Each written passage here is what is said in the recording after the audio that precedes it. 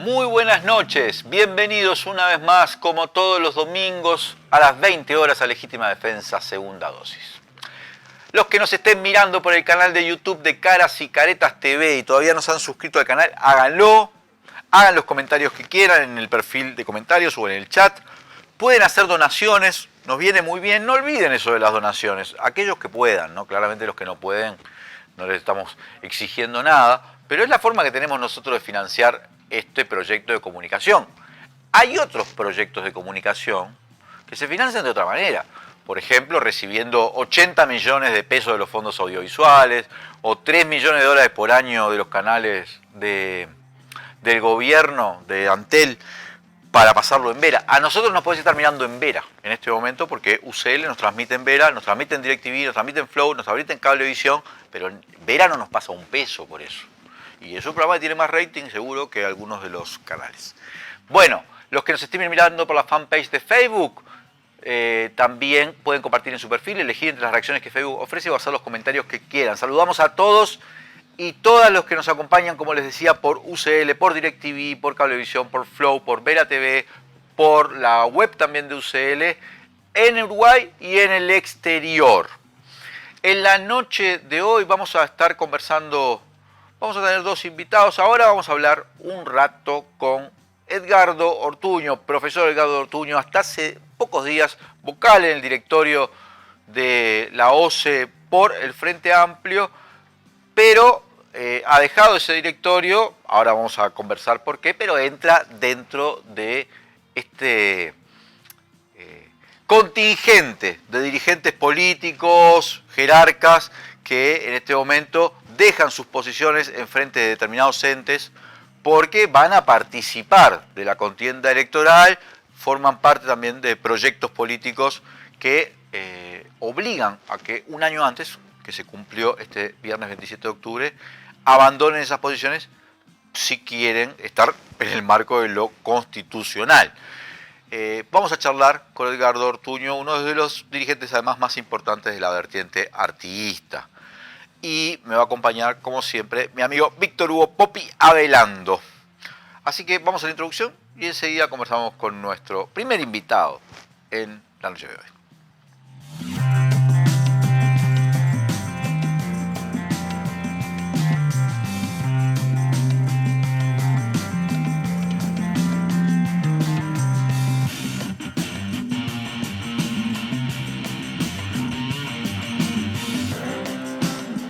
Volvemos con Legítima Defensa, segunda dosis. Gracias a todos y todas los que nos acompañan, a los que se van sumando, pongan like, sobre todo en YouTube, y hagan donaciones, los que puedan. Y si no son socios de la comunidad, háganse socios de la comunidad. Bienvenido, Víctor Hugo Popi Avelando, ¿cómo te va? Buenas noches, muy bien. Me decías Buenas noches, Edgardo. Buenas noches, Edgardo Ortuño, profesor, ¿cómo le va? Un gusto, realmente, muchas gracias por la invitación. Me decía Popi ahora en la introducción, en el cortecito, es Antel TV ahora, no es Vera TV.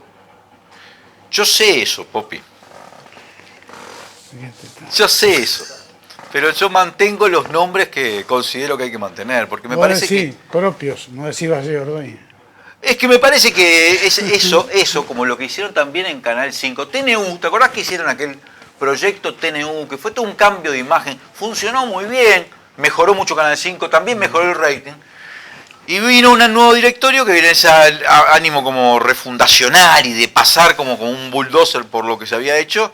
Le cambió de nuevo, le puso Canal 5 sin ninguna gracia, sin nada. Volvimos para atrás. Volvés para atrás, porque no se bancan nada. Vera TV era un gran nombre. Mirá que Carolina le puso Antel, sacó el Ancel, ¿se acuerdan? Sí, unificó. Antel. Claro, pero eso está bien porque hay que mantener... Para darle fuerza a la marca bueno, pública en comunicación. Yo le sigo diciendo Vera, pero podés decir, es verdad que es Antel TV. Bienvenido entonces, profesor Edgardo Ortuño. ¿Cómo te va? Bueno, bien, haciendo en estas horas la transición, la salida de OCE, con un poco de duelo, porque es una empresa pública que además de ser muy importante por los servicios que presta, para mí tiene un valor adicional, porque mi viejo y mis tíos trabajaron ahí toda la vida y la conozco y he ido a la OCE desde muy chiquito. Trabajamos mucho y agradecemos a los funcionarios y a las funcionarias por la camiseta y la lealtad que tienen con la empresa pública, y además nos tocaron años donde la OCE tuvo que tensar todas las capacidades que tiene por la sequía, por la crisis hídrica histórica y en un contexto de recorte absoluto por parte del gobierno. Entonces, es una semana de balance y también de mirar hacia adelante las soluciones más globales. ¿Es la cenicienta de los entes? Yo creo que sí, yo creo que ha sido descuidada en parte porque el agua es algo que tenemos naturalizado, como teníamos naturalizado, como algo, como un dato de la realidad. Hoy sabemos que no, y hoy lo comprobamos después de 73 días de agua salada en nuestras canillas, en los hogares, agua no potable. Y además sabemos que, bueno, en este contexto de cambio climático, los recursos naturales es algo que tenemos que cuidar, ¿no? Quiero decir, porque yo le hago siempre este comentario a Ortuño, y lo quiero hacer, que si vos mandás a Edgardo Ortuño de embajador a Noruega, donde nunca pasa nada, basta que Edgardo Ortuño esté de embajador en Noruega para que Noruega se transforme en el epicentro de algo, del mundo, porque él es increíble con en eso es como que, ¿cómo es que dice el refrán, ¿no? Que Dios le da las peores batallas a sus mejores, ¿no? Bueno, a sus mejores guerreros. Te tocó realmente, vos podrías haber pensado, bueno, esto va a ser un periodo tranquilo, OCE nunca ha sido, justamente nunca ha sido lo que la derecha más ha intentado como privatizar, siempre ha priorizado lo de ANCAP, Antel. Es como un lugar como que uno dice, ahí se van a ver consensos más fáciles, ya hay un proyecto que viene heredado del gobierno anterior, prefinanciado, como que no da para mucha. Y entraste y realmente te enfrentaste a varios años de OCE dramáticos. Primero, el problema, la pandemia, que afectó a todos, porque todos los entes tuvieron que, ¿no?, volcar un trabajo especial vinculado con esto, pero además los proyectos que tenía el gobierno, como este que entró a través de las empresas, que fue el proyecto Neptuno, suspender Casupá, se viene la sequía más larga de los últimos años con el efecto que tuvo sobre el agua, una cantidad de cosas que puso a OCE en el primer plano. Mucha gente siempre lo tiene como olvidado, como algo dado, pero pasamos a ser el primer país en el siglo XXI sin agua potable, ¿no? Así que antes de arrancar en la parte como política, bueno, ¿qué es lo que viene ahora para adelante para Edgardo Ortuño? Quiero saber qué balance hace de esta gestión y de lo que pudiste desarrollar de adentro, además, ¿no? Sí, yo decía cuando asumí que hicimos ahí una ceremonia que el objetivo era trabajar en la línea del fortalecimiento de la OCE, ¿no?, con la concepción y el convencimiento que tenemos en el Frente Amplio de que el país necesita empresas públicas fuertes para dar servicios de calidad a la gente, a toda la población, independientemente de las diferencias sociales. Para eso tienen que ser servicios de calidad y económicamente accesibles, y una visión que tiene el Frente y que yo en particular desde que estuve en el Ministerio de Industria defiendo mucho, que es la visión de las empresas públicas como motores de desarrollo. O sea, no solo dar servicios, sino también hacer inversiones de infraestructura, pensando en el futuro, que permitan dar un salto hacia adelante. Y bueno, desde esa perspectiva, el balance que se hace después de más de 3 años, entrando en el 4.º año del gobierno de Lacalle, es un balance crítico y negativo porque tenemos una OCE mucho más débil de la que encontró este gobierno. Más débil en recursos económicos, porque se aplicó un recorte y un ajuste presupuestal realmente muy fuerte, ¿no? Más de 180 millones de dólares de recorte, que son menos obras que se hacen en cosas tan necesarias e importantes como el agua y el saneamiento, porque se hizo un recorte realmente feroz de funcionarios y funcionarias. Teníamos 4.454 si queremos ser exactos, y hemos perdido 1.160. Es una proporción muy importante de capital humano que lo precisás para trabajar.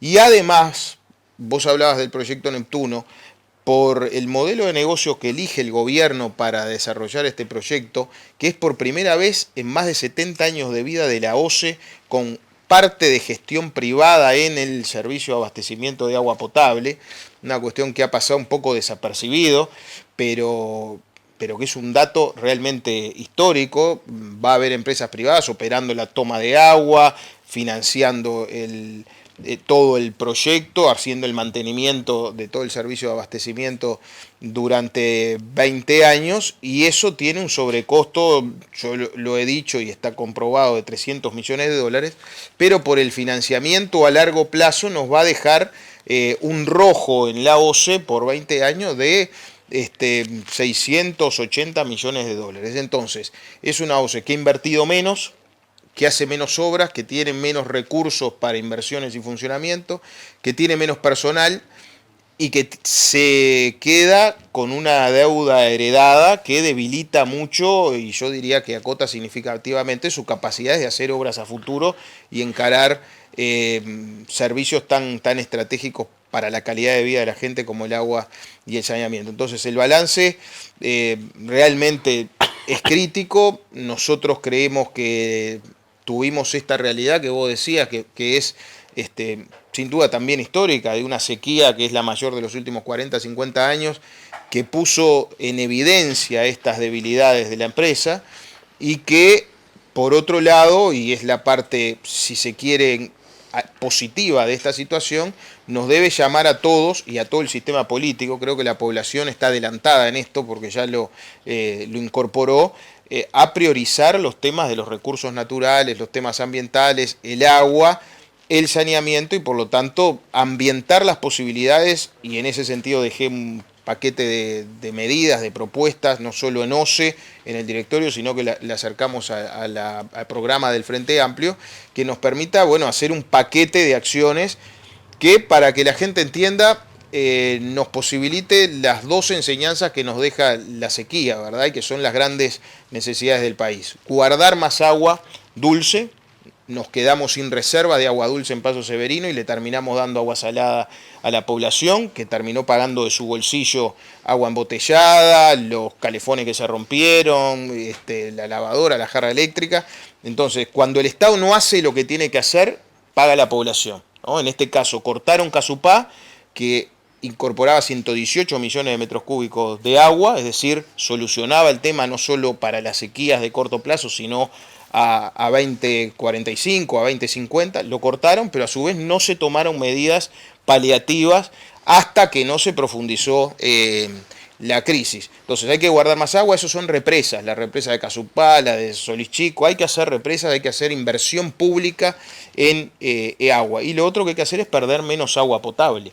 Después que potabilizamos el agua, o se pierde casi el 50% porque las tuberías son viejas y hay que cambiarlas. Eso es inversión pública que hay que hacer, y además esto no se ve, pero yo lo comparto con ustedes y con nuestros oyentes, y tiene que ver con lo que vos decías de la Cenicienta.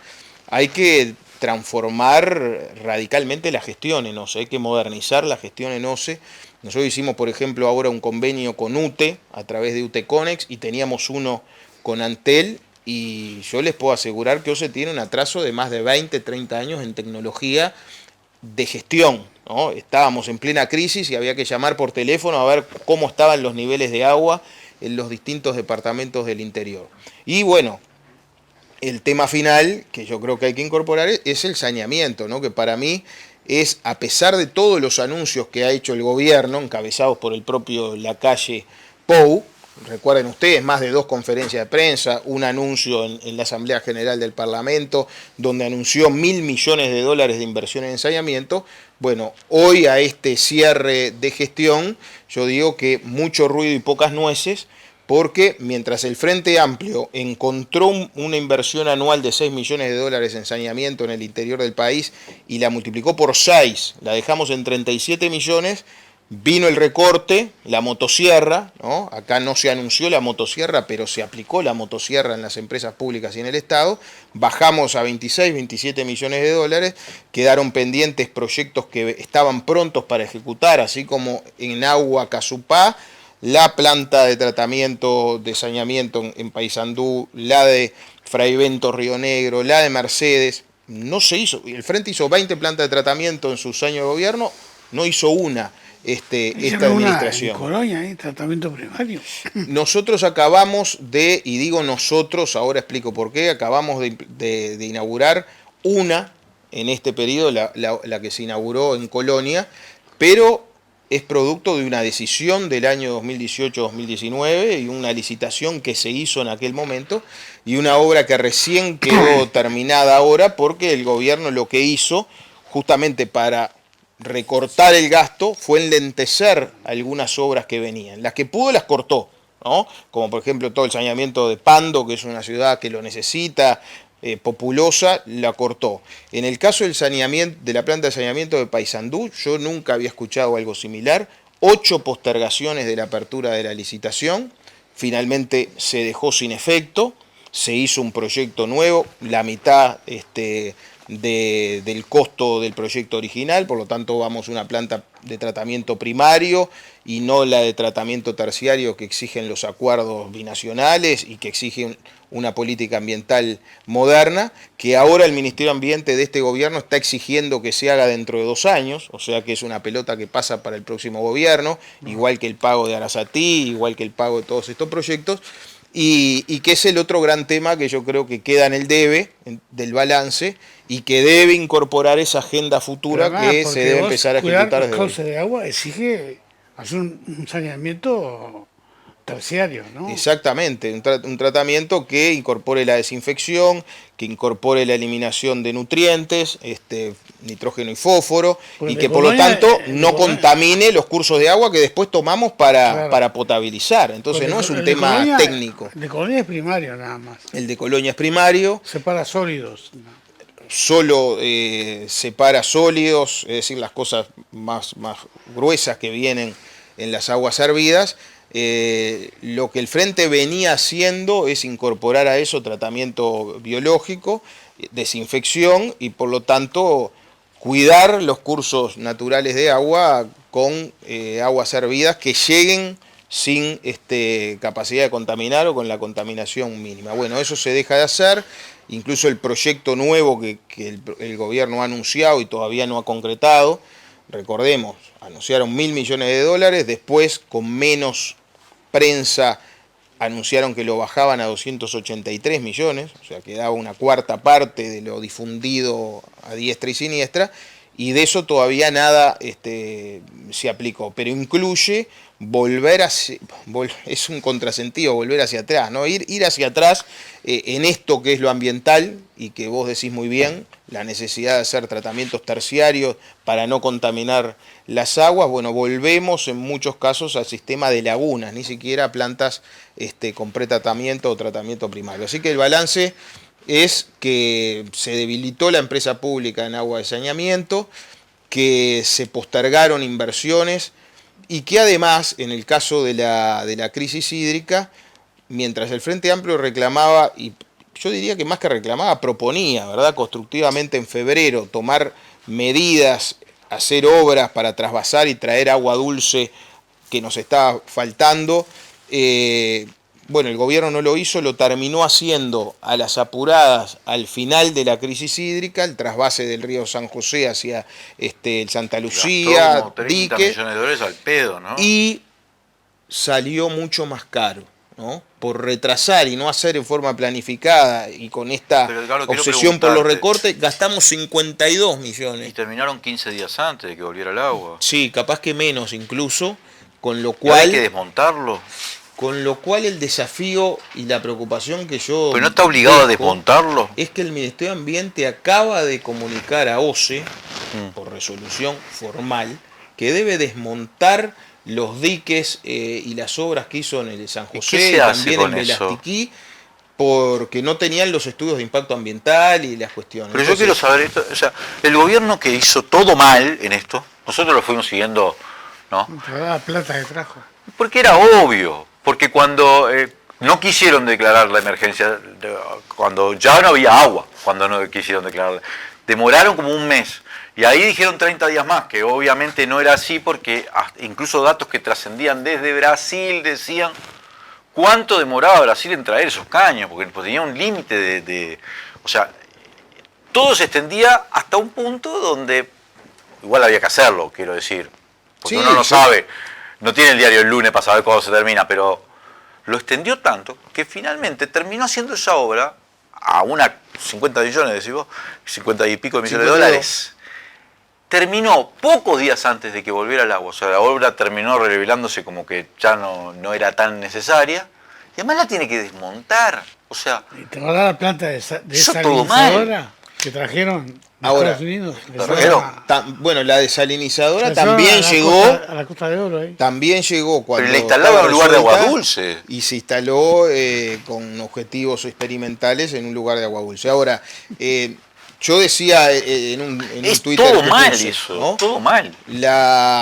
Incluso me decían, bueno, pero el Frente Amplio ha criticado todo. Bueno, en realidad hemos hecho propuesta antes de criticar y se tomaron caminos que terminaron demostrando que teníamos razón. Pero pensando en la gente, lo que hay que hacer ahora es, bueno, hacer un proyecto de ingeniería definitivo, los estudios ambientales, hidrológicos que no se hicieron, y aprovechar estas obras, no desmontarlas, corregir lo que sea necesario, para por lo menos agregarle otra alternativa al abastecimiento de la ciudad.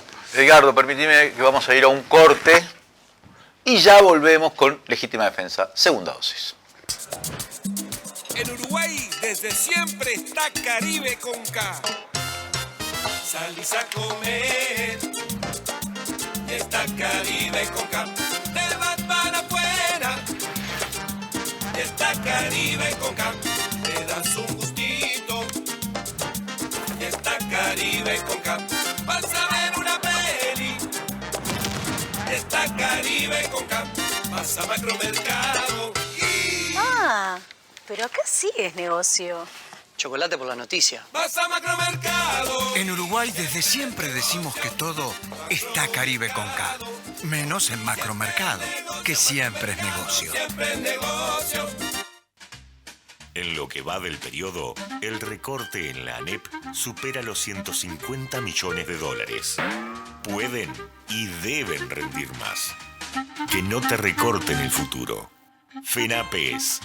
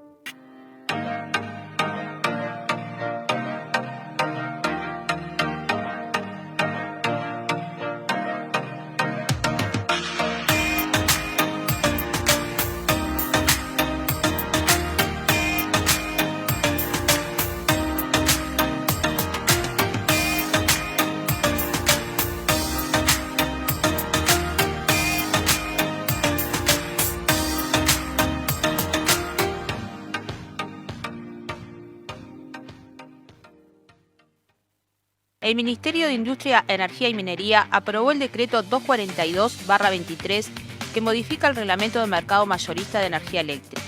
Habilita que los grandes clientes de UTE puedan comprar la energía a generadores privados, creando un subsidio millonario a los grandes empresarios, pérdida que asumirá UTE.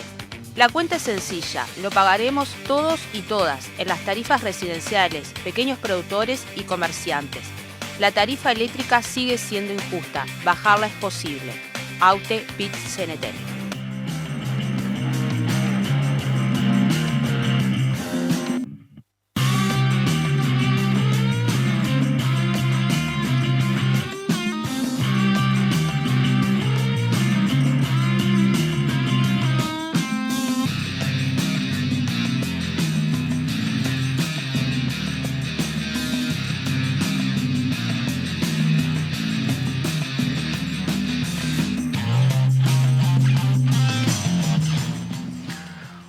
Volvemos con Legítima Defensa, segunda dosis. Gracias a todos y todas los que nos están acompañando, los que se están sumando, los que están haciendo comentarios.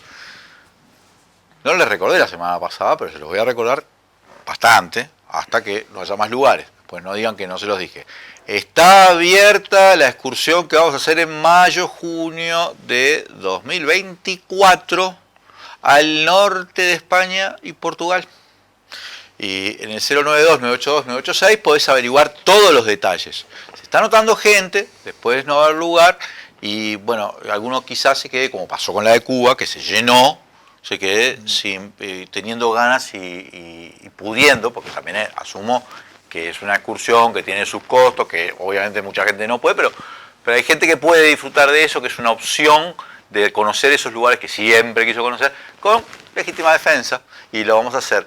En fines de mayo, salimos el 25 de mayo, estamos como 17, 19 días, no sé. Se vuelve para las internas. Volvemos para la interna, claro, pero mira si vamos a estar fuera de las internas. No hay voto. Con los 8 precandidatos que hay del Partido Colorado, más o menos. ¿Qué pasa si...? 8.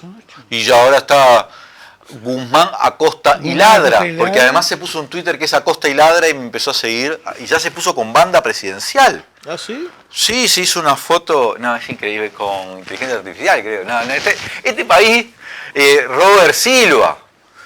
Como decía... Quiero decirte en esto, hablando de esto de Robert Silva, ahora quiero igual preguntarte una cosa más sobre OCE, pero ya me aprovecho, ¿no? Porque vos estuviste en el directorio de un ente. Los entes tienen limitaciones con respecto a lo que pueden hacer en política, y de hecho esa es una de las razones por las que tienen que renunciar si van a entrar. Y la verdad que ha estado en muchas oportunidades Ortuño en nuestro programa, no solo él, también otros directores de entes, y siempre han sido muy cuidadosos de no incurrir en algo que pudiese ser evaluado como estamos haciendo algo que no corresponde desde el punto de vista legal. Ahora ya que estás más volcado a la actividad política más convencional, en el sentido que ya no tenés ese tipo de limitaciones, yo tengo que decirte, lo que hizo Robert Silva con la ANEP, yo nunca había visto una cosa igual. Utilizar un ente para hacer una campaña electoral, para posicionarse él como precandidato. Es notable, el último día antes de irse firma contra todos los docentes, además vos sos profesor, eso tiene un vínculo con la educación muy antiguo y con más trayectoria que nosotros, obviamente, pero para firmar una grilla curricular contra todos los docentes del último día y a organizarse una campaña por Twitter que dice Robert Silva presidente, donde todos le agradecen haber hecho ser el segundo Varela. Yo no lo puedo creer. Te juro, no lo puedo creer. Te hago este comentario porque capaz que vos, como ahora ya más en la política y además, como habiendo sido director de un ente, ¿cómo se evalúa eso? Se hace cualquier cosa a esta altura. Bueno, es todo lo contrario a lo que creemos que hay que hacer desde los entes en temas absolutamente claves como la educación, ¿no? Yo recién decía, si algo positivo deja la crisis hídrica es bueno la posibilidad de, con una nueva conciencia de la importancia de estos temas, hacer acuerdos, políticas de Estado que nos permitan encarar una política ambiental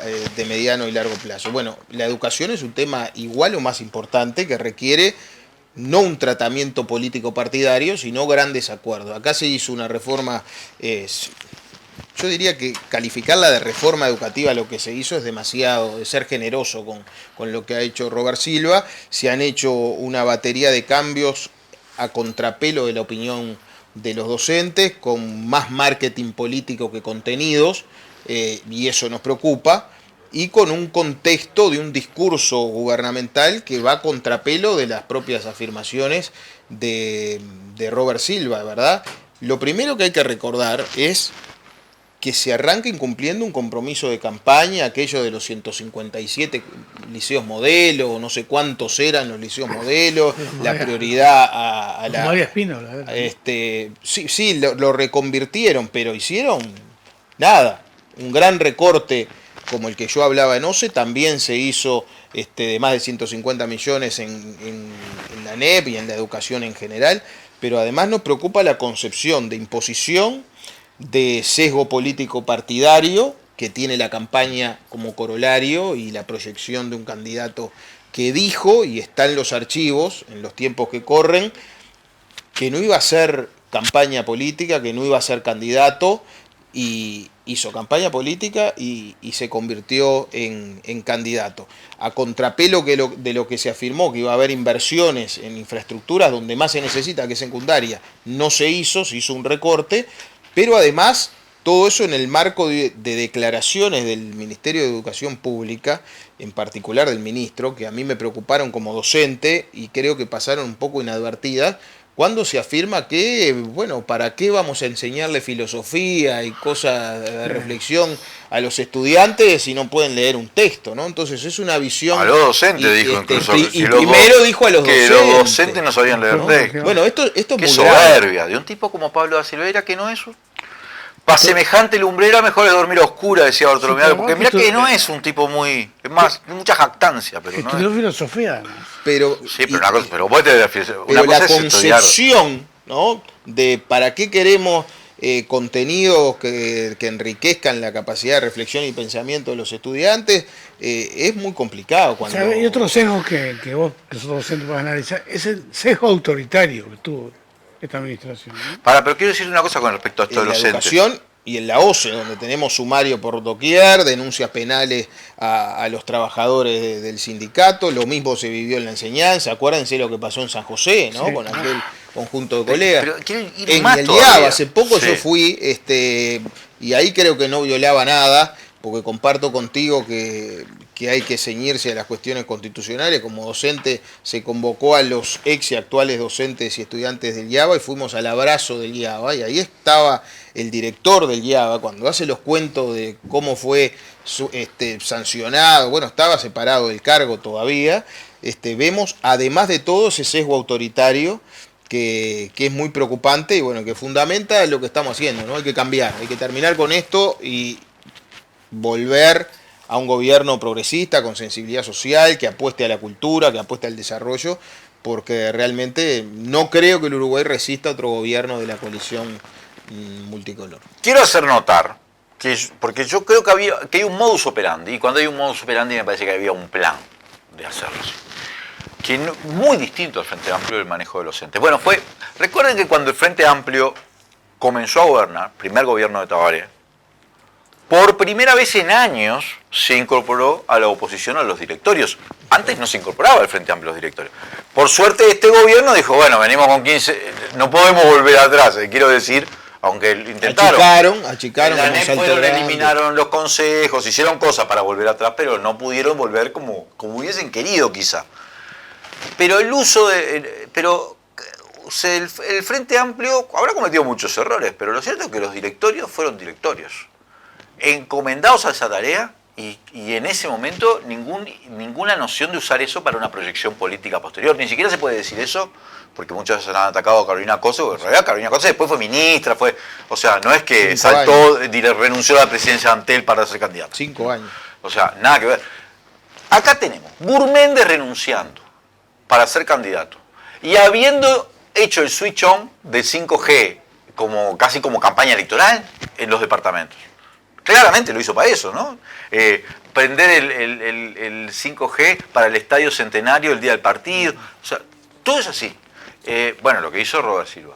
Pero si no se hubiese saltado, por ejemplo, lo de la Comisión Técnico Mixta, en Salto Grande y ahora en la CARU, claramente, por ejemplo, en Salto Grande, Albizu estaba haciendo eso.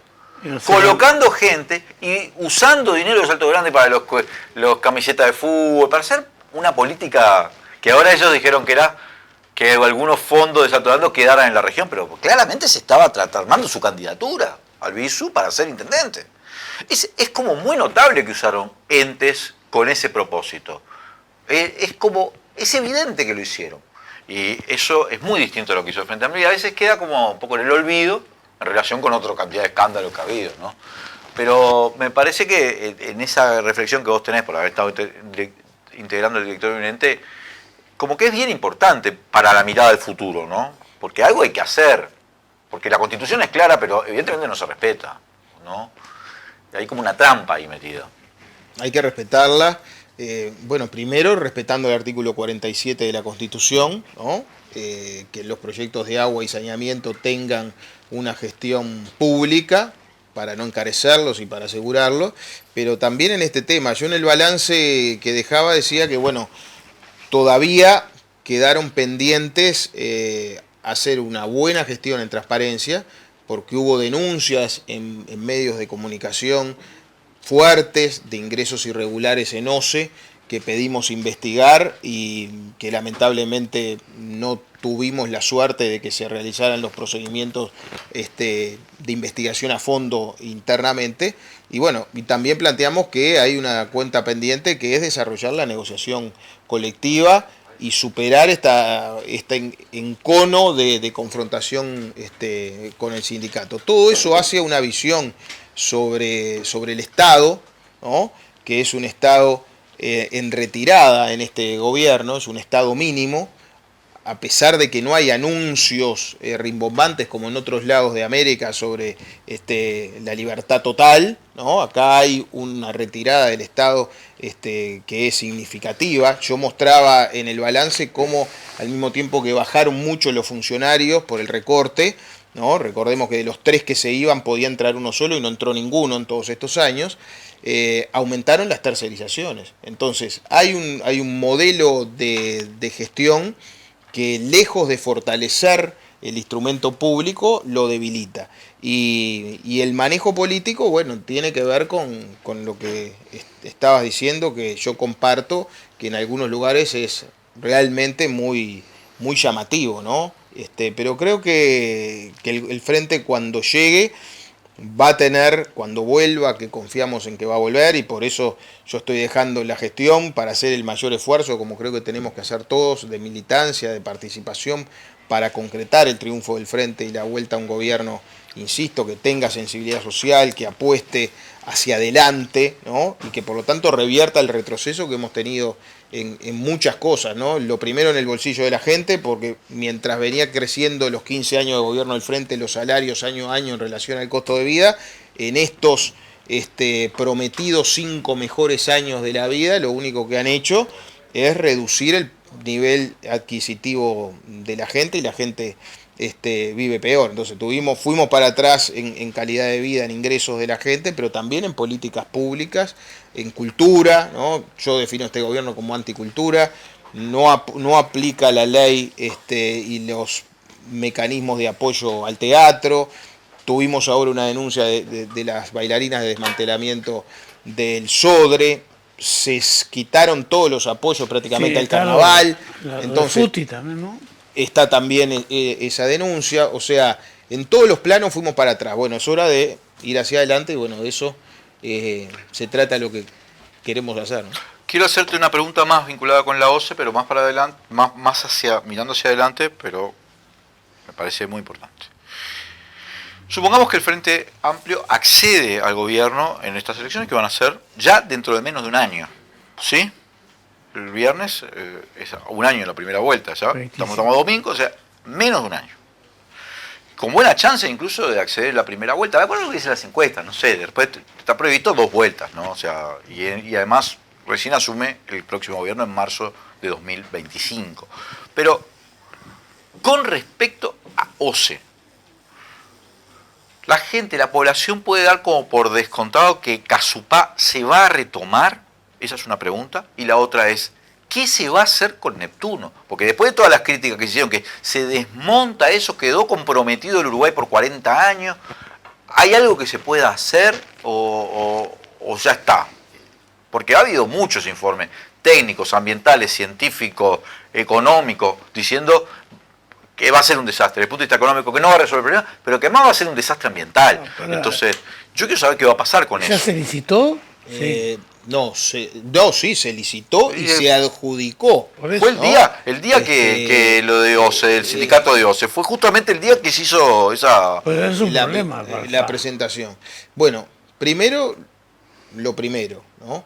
Hay que hacer Casupá, y si podemos otras represas. ¿Esa financiación se perdió?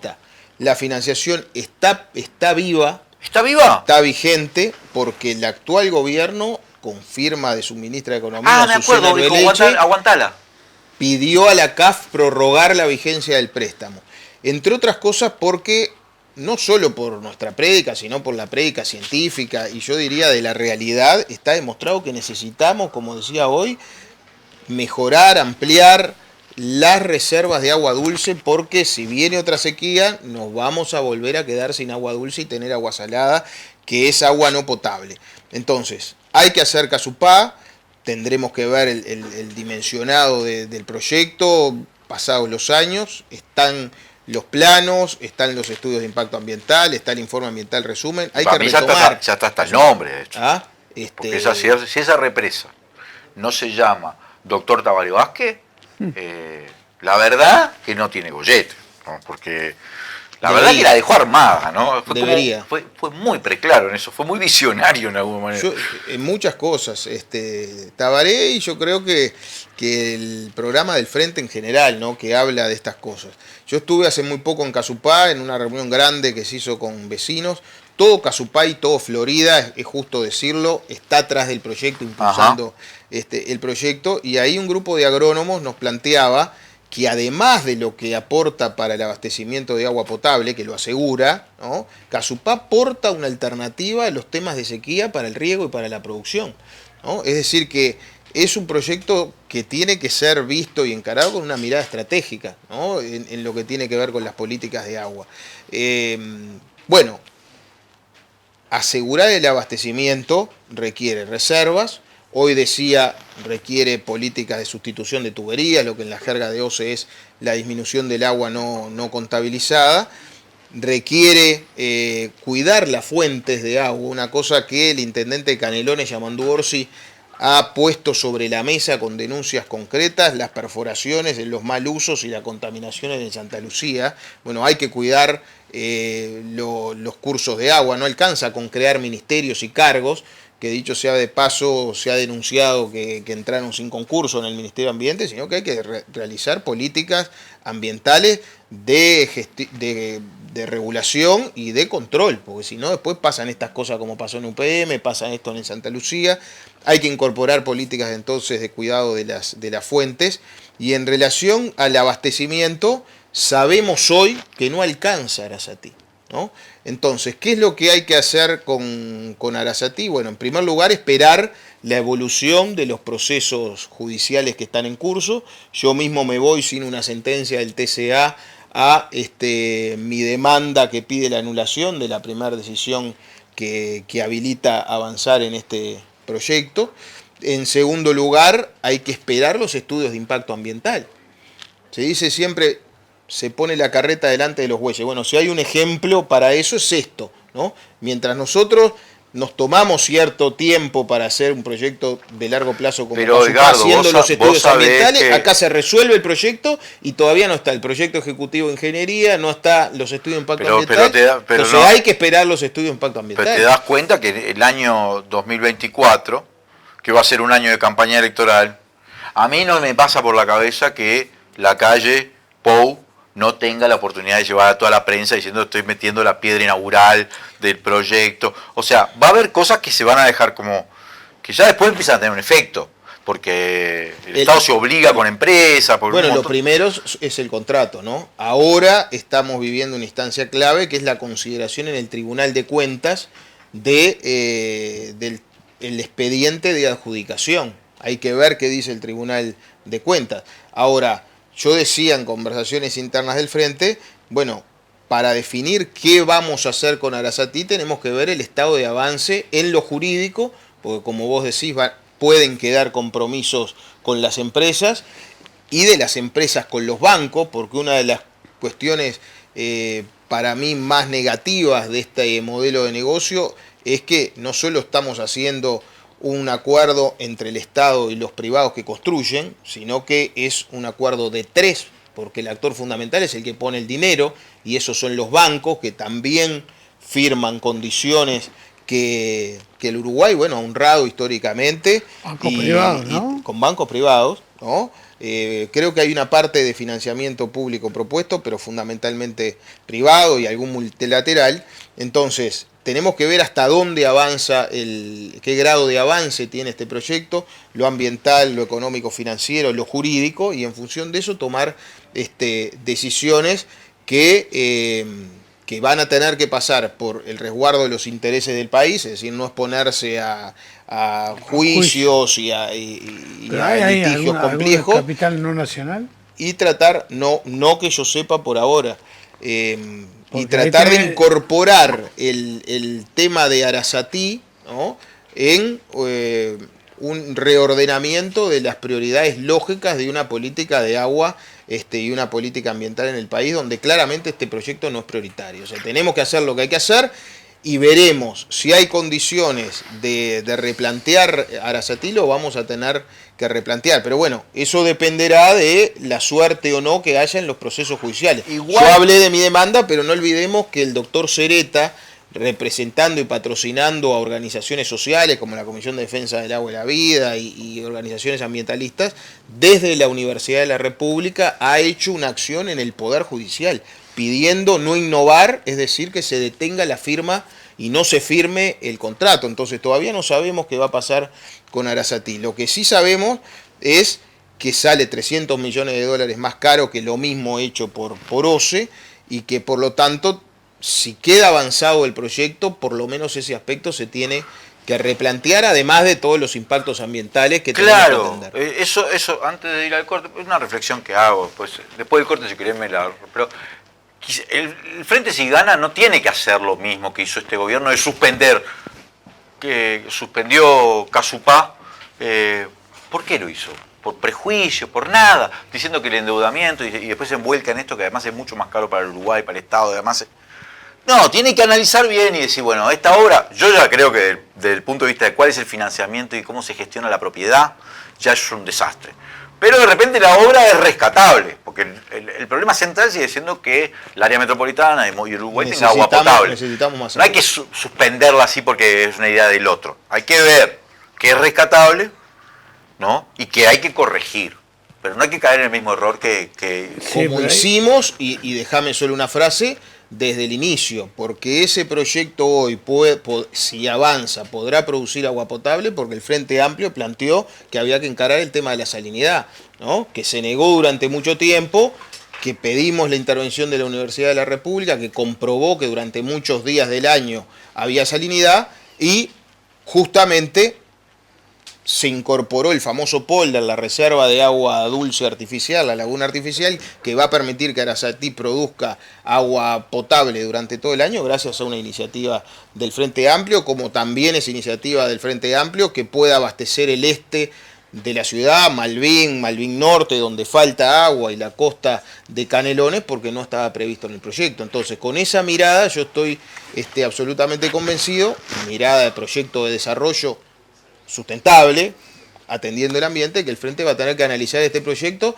pero priorizando y poniendo los énfasis en el objetivo de asegurarle al agua potable a la población, cosa que con Arasatí y con lo que tenemos hoy no está asegurada.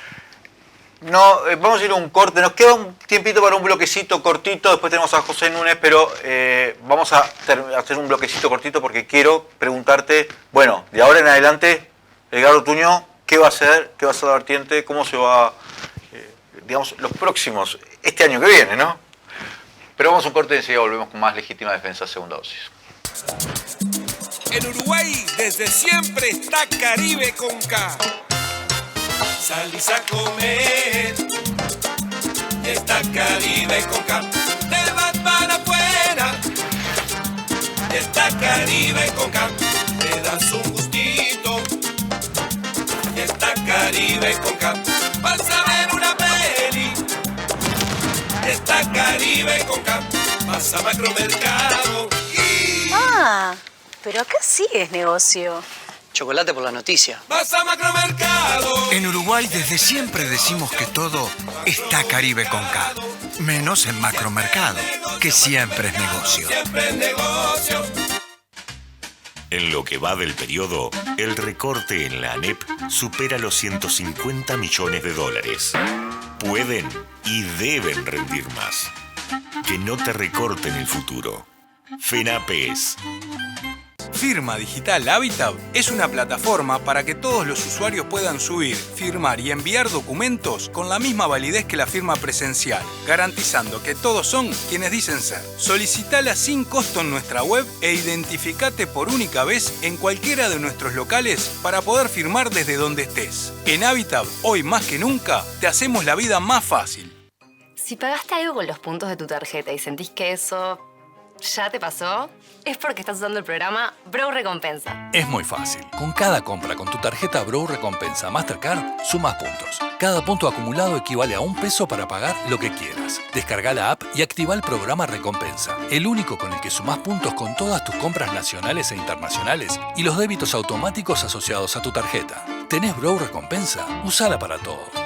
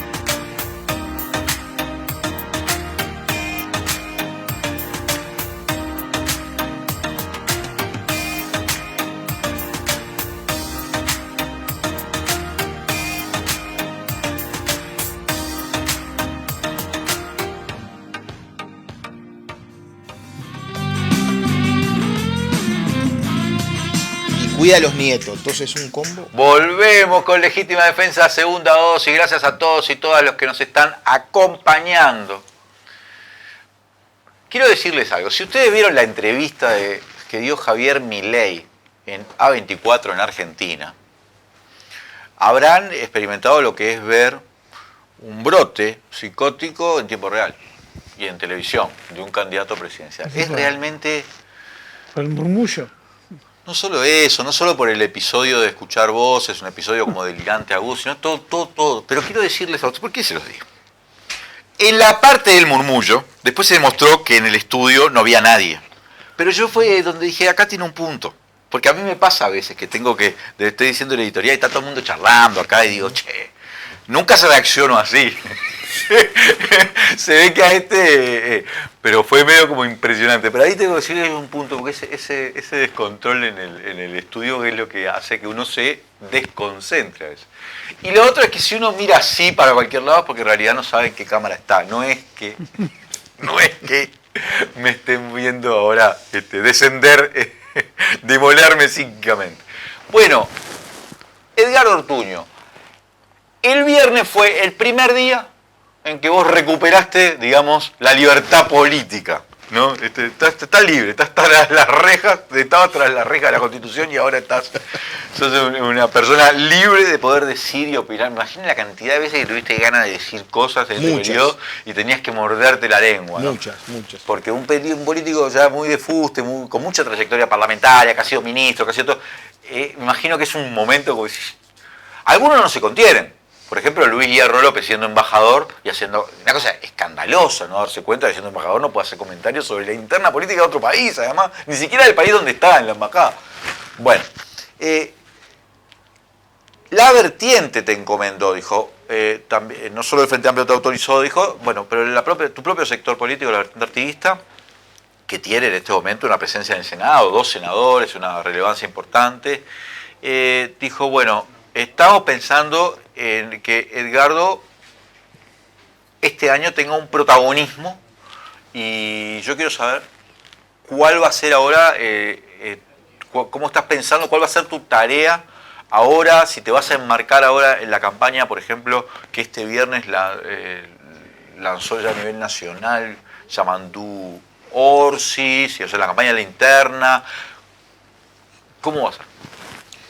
Bueno, primero una responsabilidad importante y una confianza que agradezco que nos dan los compañeros de la vertiente. Para mí es realmente fuerte, ¿no?, que uno de los grupos más importantes del Frente Amplio, con más trayectoria, que en su Congreso Nacional nos plantee junto a Amandita de la Ventura encabezar la lista, y que es, en lo personal... Bueno, ya tienen la presidencia del Frente Amplio.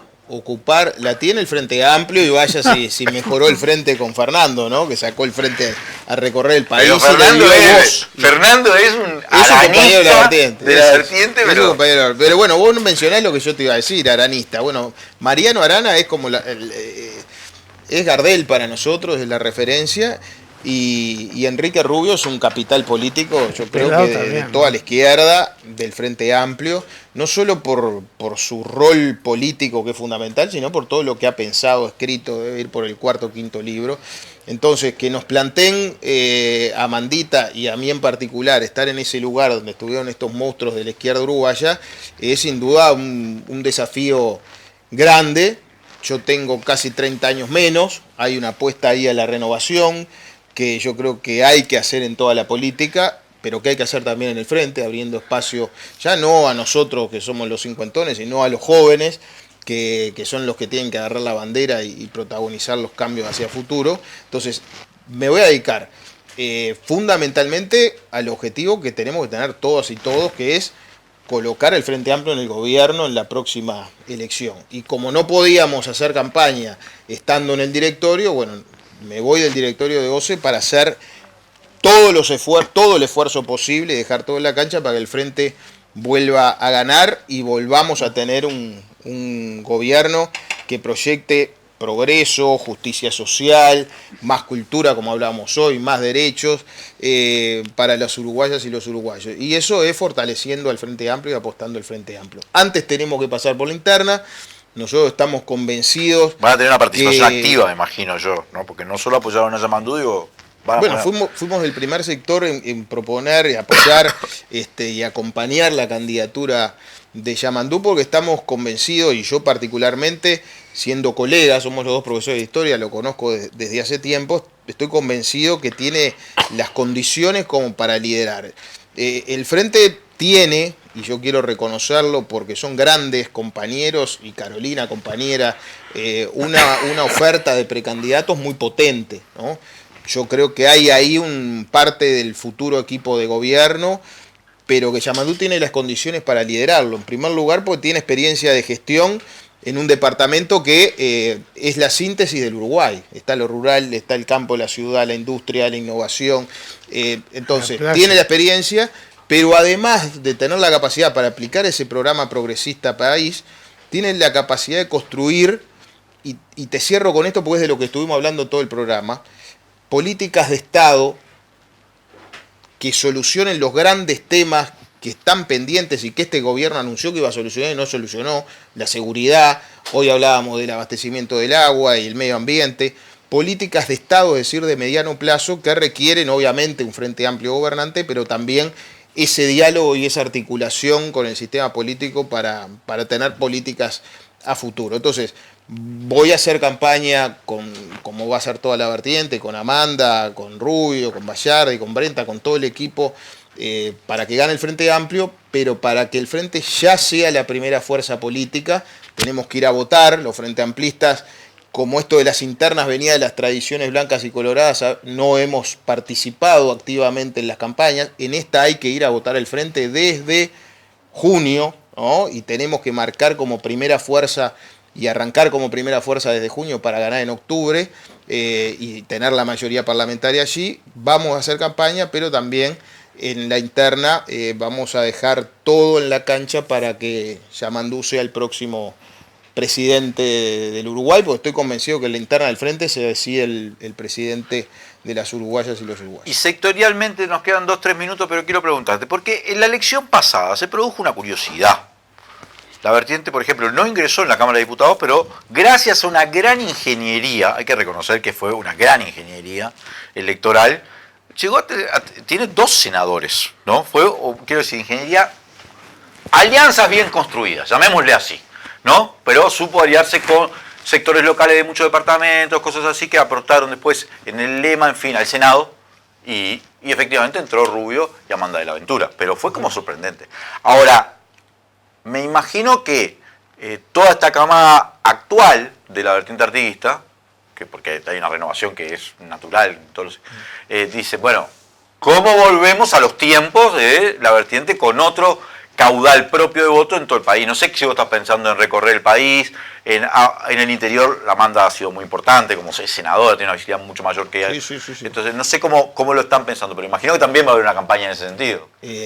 Ya desde ya, recorridas por todo el interior, apuesta en lo interno a la renovación, pero también al crecimiento de la vertiente, con no solo incorporaciones, sino también con alianzas, ¿no? La vertiente siempre se caracterizó, además de ser un sector muy frente amplista, muy unitario, ser un sector propositivo. Entonces, también hay una conformación nueva ahora. También en esta elección estamos planteando y constituimos lo que se llama el espacio artiguista, propuesta artiguista es el nombre, que es un espacio abierto de elaboración programática y de articulación con grupos, sectores y personas independientes, valiosos compañeros y compañeras frente amplistas, que nos va a permitir aportar a la construcción del programa del Frente Amplio que se resuelve ahora en diciembre, y sin duda el plan de gobierno como aportes a los equipos que conformará Yamandú, o que conformará quien resulte electo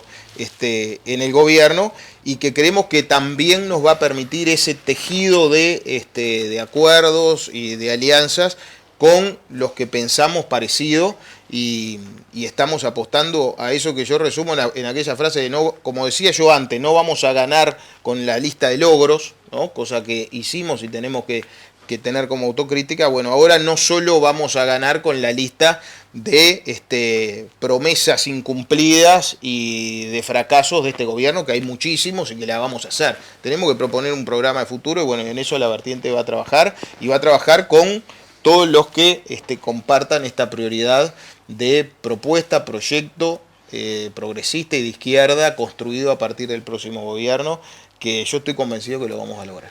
Bueno, mucha suerte, Edgardo Ortuño, en esto que se propone en la vertiente. Siempre es importante que la diversidad de la izquierda crezca, tenga presencia, tenga cuadros. La vertiente siempre los ha tenido, técnicos y políticos no le han faltado, ¿no? Pero bueno, mucha suerte. Es un gusto igual verte incursionar de nuevo en lo que es tu pasión desde hace muchos años, que es la política, francamente. Pero también felicitaciones por tu gestión en el directorio, porque la verdad que permitió, por lo menos para que la gente estuviese informado, mucha gente lo que lo ha visto acá en el programa, de lo que se vino haciendo en OCE, que no fue poco, que no fue menor, y que a veces uno no puede resistir porque no tiene las fuerzas, pero por lo menos puede, si hay buenos representantes, saber. Y eso no es menor. No es menor. Así que bueno, gracias por acompañarnos, Edgardo Ortuño. Vamos ahora a un corte y enseguida hablamos con el senador José Pepo Núñez, acá, en Legítima Defensa. Digital Habitat es una plataforma para que todos los usuarios puedan subir, firmar y enviar documentos con la misma validez que la firma presencial, garantizando que todos son quienes dicen ser. Solicitala sin costo en nuestra web e identificate por única vez en cualquiera de nuestros locales para poder firmar desde donde estés. En Habitat, hoy más que nunca, te hacemos la vida más fácil.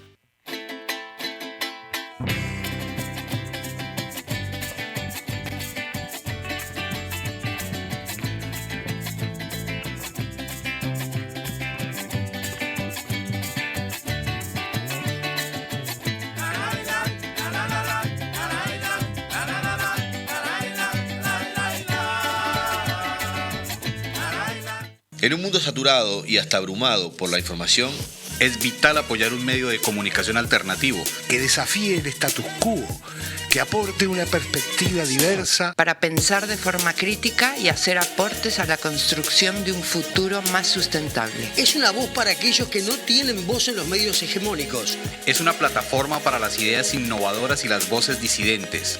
Apoyar a Caras y Caretas es fomentar la libertad de expresión y la diversidad informativa. El Ministerio de Industria, Energía y Minería aprobó el decreto 242/23 que modifica el reglamento de mercado mayorista de energía eléctrica. Habilita que los grandes clientes de UTE puedan comprar la energía a generadores privados. creando un subsidio millonario a los grandes empresarios, pérdida que asumirá UTE. La cuenta es sencilla, lo pagaremos todos y todas en las tarifas residenciales, pequeños productores y comerciantes. La tarifa eléctrica sigue siendo injusta, bajarla es posible. AUTE PIT-CNT. Obra, cosa perdurable que resulta de la aplicación del trabajo, del conocimiento humano, a un material o a un conjunto de ideas. Hay sueños que están en el aire y nuestro trabajo es bajarlos a tierra, transformarlos en realidad. Por eso cada vez que ves este símbolo, estás viendo obra. Obra es todo lo que hacemos y seguiremos haciendo para mejorar el lugar donde vivimos. Obra es avance, infraestructura y futuro. Obra es esfuerzo, trabajo y resultado, que a su vez es obra del compromiso que tenemos con Canelones. Porque para vos es importante cómo una obra te cambia la vida todos los días. Obra Canelones. Obras para nuestra gente. Volvemos con Legítima Defensa, segunda dosis. Gracias a todos y todas los que nos acompañan. ¿Viste cuando yo digo, si escucho voces, no es que me esté pasando lo mismo que Milei, que realmente acá hablamos los cortes, volvemos, estamos...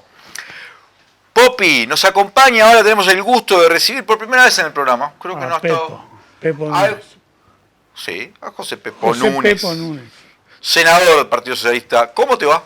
Bueno, muchas gracias, ¿no? Entró ahora, sustituyó a Daniel Olesker, que está ocupado, muy ocupado por cierto, en una responsabilidad muy importante del área social del Frente Amplio, además de seguir siendo una de las referencias económicas del Frente Amplio, lo hemos tenido infinidad de veces. Y también en el Partido Socialista. Y en el Partido ¿no? Socialista, ¿no? Tiene una responsabilidad en el Comité Ejecutivo del Partido Socialista, Daniel.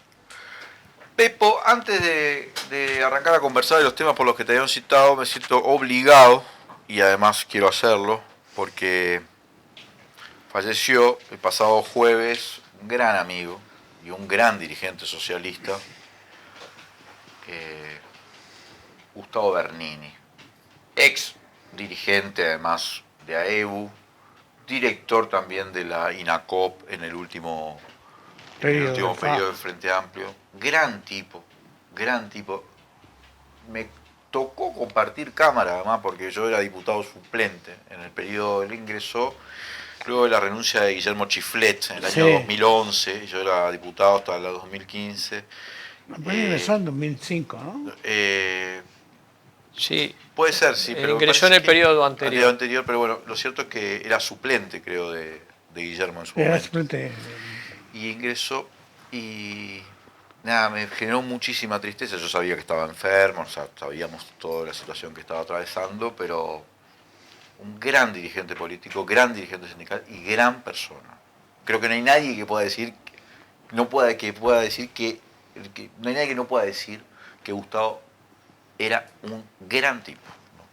Y ya que estaba Pepo, que también pertenece al Partido Socialista, que fue donde él estuvo casi toda su vida, quería compartir estas palabras. Bueno, muchas gracias, ¿no? Muchas gracias en nombre de las compañeras y compañeros socialistas, porque como tú decís, Gustavo, yo lo conocí, no puedo precisar en qué año, si fue en el 84 o en el 85, todavía veinteañero él y yo también, ya como militantes sindicales, socialistas. ¿Vos estabas en FANCAP? Sí, yo estaba en Federación ANCAP. Recuerdo inclusive algún curso que hicimos juntos, de los talleres de formación. Y ciertamente que Gustavo, además de que a partir justamente de ese año se convirtió en una de las, digamos, de los dirigentes del sector banca privada de AEBU, siempre fue un compañero que generó mucho aprecio en el partido, más allá de los tiempos convulsos que hemos vivido, pero siempre él generó mucho aprecio y hubo mucho reconocimiento a su actividad, además como parlamentario, y me consta que inclusive ahora, por supuesto últimamente estaba enfermo, pero cuando dejó su actividad oficial y estuvo viviendo allá en la zona de Cuchilla Alta y por allí, también desempeñó una actividad solidaria y de militancia social porque era un tipo generoso, comprometido con la solidaridad, ¿no? Así que, bueno, yo te agradezco mucho el homenaje y creo que nosotros, digo, las y los socialistas podemos decir, te diría con orgullo que contamos con un compañero como Gustavo. Gustavo. De Leandro, porque lo conocí en la Cámara y lo conocí en INACOP también. Sí. Él ingresó no sé exactamente si fue en el 2005 o 2006, La primer periodo, cuando y después fue Guillermo renuncia. Ahí está. Cuando Guillermo renuncia, él asume y luego es electo. Claro, es el segundo candidato de la lista 90 en la Cámara de Diputados de Montevideo en el año 2009 y es electo directamente como titular. Y ahí se desempeña. En ese periodo 2010-2015 fue que lo traté más, pero ya lo conocía y además siempre me llevé. Además, quiero decir esto para los tres, gran mancha, sí, y para nosotros dos, gran aguatero, ¿no? Pero fanático. En este último punto no teníamos acuerdo ni contigo ni con Gustavo.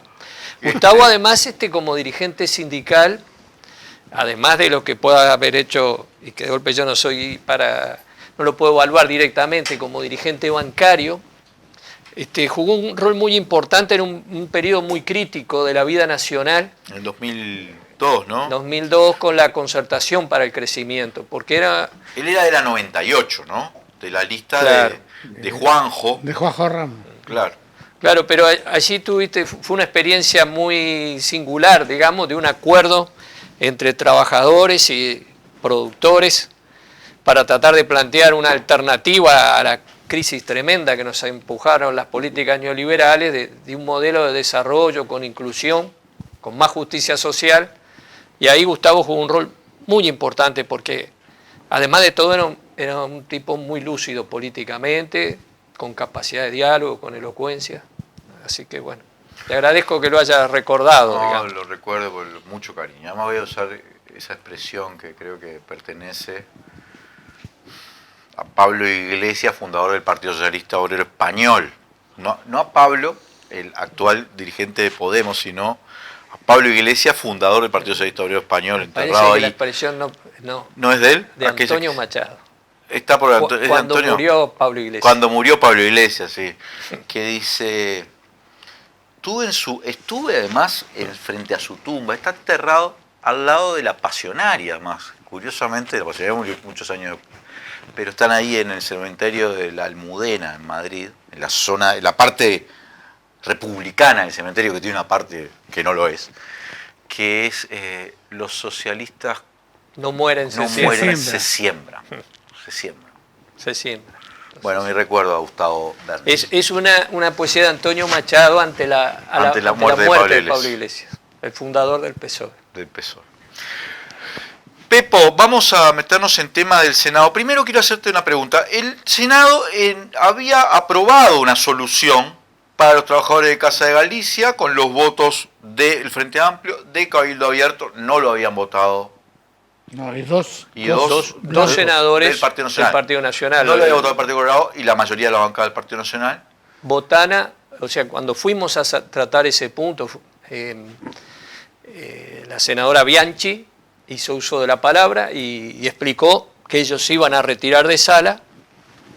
El Partido Colorado se retiró de sala, pero no fundamentó su actuación. La senadora Bianchi sí, habló a nombre de su bancada, podemos interpretar relativamente de la coalición, pero permanecieron, además del Frente Amplio y Cabildo, los senadores Botana y el senador Estraneo, que es el suplente de Sartori. Así que ellos participaron del debate, hicieron uso de la palabra y la moción, el proyecto de ley se votó por unanimidad de presentes. Porque gran alegría en las barras, donde había muchísimos ex trabajadores de Casa de Galicia. Sí. Son 500, ¿no? No, yo creo que la solución es son más. Lo que hay entre 400 y 500 que están sin trabajo. Eso. Pero la solución abarca a todos. Como a 2.000 por lo menos. Porque lo que hace la solución, la ley, que no se trató, pero bueno, quizás se pueda tratar en una próxima sesión de la Cámara de Diputados, capaz que haciéndole algún cambio. Lo que crea es un fondo para que puedan cobrar los créditos, o una parte de los créditos laborales, no todos, ¿verdad? Una parte, hay un tope, créditos laborales hasta 105.000 unidades indexadas, que son algo así como 610.000 pesos. O sea, van a poder cobrar lo que se les adeuda por salarios impagos, por aguinaldo impago, por salario vacacional, por despido no cobrado. O sea que no es ninguna retribución, beneficio, bonificación. Es lo que ellos tienen derecho a cobrar al haber cerrado la empresa y no han cobrado. Y si bien hay un fondo de garantía de créditos laborales en el BPS, no tiene fondos para pagar. ¿A cuántos millones de dólares ascendería? 30, ¿no? 30 más solo. o menos. Cobrar la totalidad se estima en unos 42 millones de dólares. Pero el gobierno está como para dar 8. El gobierno presentó un proyecto de ley que tendría un costo estimado de 8 millones de dólares. O sea, y lo que se está planteando, el 75%. Claro, lo que el gobierno, en la ley del gobierno lo que estableciera un tope en unos 150.000 pesos de créditos laborales, ¿verdad? Que claro, a uno le puede parecer 150.000 pesos, pero estamos hablando de los 6 meses de despido, estamos hablando de la que la gente no cobró, o sea, de dinero a la que tiene derecho. Mucha gente que no hay gente que no está trabajando. No, se llevaron todos los socios ya, se distribuyeron esos socios, y si no te tomaron... Y otra cosa es... Bueno, ahí hay otro problema, porque si bien no tenemos los datos sistemáticos, o por lo menos yo no los tengo acá, te tomaron y después te dejaron. La ley, supuestamente, la ley, y luego fue reglamentada por el Poder Ejecutivo en un acuerdo hecho en el Consejo de Salario, establecía que por cada 21 ex socios de Casa de Galicia que absorbía la institución mutual, tenía que contratar a un ex trabajador de Casa de Galicia. Pero eso no se ha cumplido en todos los términos, e inclusive en algunos casos se han dado contrataciones, pero rápidamente despidos. Contratación y a los 3 meses te echan. La ley también establecía una sanción a las instituciones que no cumplieron en cuanto a la contratación de exfuncionarios de Casa de Galicia, que era no cobrar el 50% de las cápitas correspondientes a los socios que habían absorbido, pero que no habían contratado a los funcionarios correspondientes. Ahora, Núñez, se llega en el Senado a esta trabajosa votación, porque buena parte de la coalición no lo votó, Cabildo sí, 2 senadores del Partido Nacional también, pero el jueves, y ahora te quiero preguntar exactamente qué significa en términos legales esto, porque a mí me han dicho que el viernes, este programa está siendo emitido el domingo, siendo 27 de octubre, a un año de las elecciones, bueno, empieza a haber limitaciones de lo que se puede hacer, ¿no? Pero no sé si eso es así, pero el jueves dejaron sin quórum. Sí, hay otra cosa, es que el presidente anunció que podría vetar esa ley. Está bien, pero ¿qué significa? Dejaron sin quórum un diputado, porque tenía media sanción del Senado, no hubo quórum generó una, no diría trifulca, pero mucho enojo, Lucía Echeverri, hay diputados que dijeron, no, esto es una tomadura de pelo. Es muy lamentable, ¿no? Porque es cierto, en la Cámara uno no se puede abstener. Entonces se usa eso de votar con los pies y retirarse. Pero lo que no hicieron los legisladores del Partido Nacional y del Partido Colorado es dar el quórum para que pudiera sesionar la Cámara. Ahora, permitidme una crítica. Sí. Tampoco le hicieron los frente amplistas. Eran 44, no estuvieron los 44. Y tampoco los 10 de Cabildo. Había, en el caso de los frente amplistas, lo que pasa es que había algunos compañeros que no se encontraban, algunos no se encontraban en el país. Estábamos hablando de una sesión extraordinaria. Entonces, lo que se hace habitualmente, entra el suplente, pero el suplente para entrarle tiene que aprobar la licencia a la Cámara. Entonces, lo que estaba previsto es que la Cámara se instalaba y lo primero que hace es votar las licencias y permitirle entrar a esos compañeros que no habían entrado a sala, pero estaban en la puerta para entrar. Ahora, al no dar quórum la coalición, no se pudo instalar la cámara y no pudo votar las licencias. Entonces, realmente que acá la mayoría utilizó una manganeta, digamos, una chicana, para que no se pudiera realizar la voluntad política mayoritaria que había en la Cámara, digamos, ¿no? Y en un tema, además, que no es de principio, sino que es, en todo caso, primero, que tiene que ver con algo justo y que estoy seguro que nadie va a decir que sea injusto. Reconocer los derechos de las trabajadoras y los trabajadores de Casa de Galicia a cobrar sus saberes. Entonces, es un tema de estricta justicia. El Partido Nacional o la mayoría del Partido Nacional y el Partido Colorado en bloque o la mayoría del Partido Colorado no comparte la solución, que no la vote, pero que permita que la Cámara sesione. Entonces, la verdad que es muy lamentable, me parece a mí, como actitud democrática y como gesto de respeto a las trabajadoras y los trabajadores que están pasando muy, pero muy mal, ¿verdad? Porque se quedaron sin trabajo y no cobraron el despido, ni lo que le debía la institución. Y además que está toda la discusión, que vamos a ver qué pasa. A mí me gustaría saber qué va a pasar con eso. Incluso si se judicializa, yo qué sé, es muy raro lo que pasó con Casa de Galicia, perdón. Yo lo hemos charlado acá con otro, porque a mí incluso creo que el Frente Amplio que votó en su momento, tal vez tuvo que tener más cuidado. Porque es muy raro lo que pasó. Lo que pasó con los socios, las suspicacias que hay, lo que pasó con el edificio con sus 4 imágenes. Yo no sé si eso ha sido todo cristalino, transparente, no quiero tirar. Claro, ahí está bravo lo que. Hay mucha sospecha, y los trabajadores las tienen también, porque yo hablo con gente y dice, esto fue.